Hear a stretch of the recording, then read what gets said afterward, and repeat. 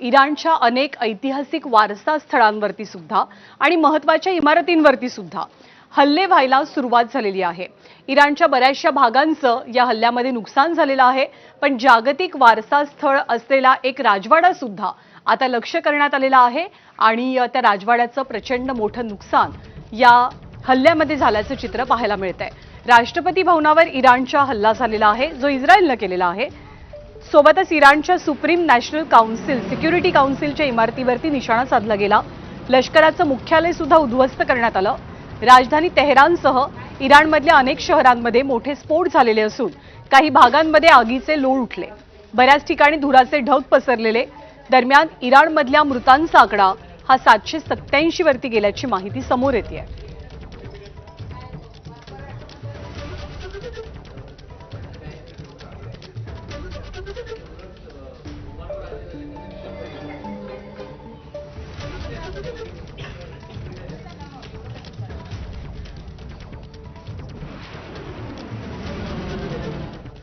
आणि इस्रायलनं लेबनॉनच्या राजधानीवरती सुद्धा हल्ले चढवलेले आहेत।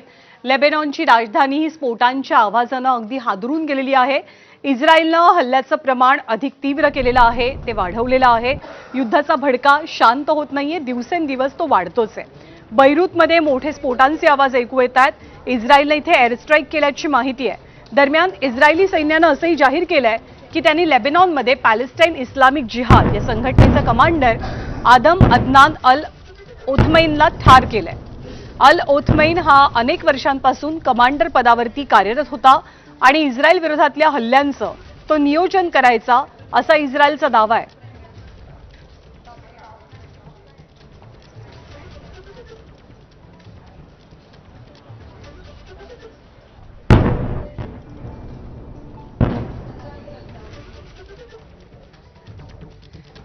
आणि गोलेस्टन पॅलेस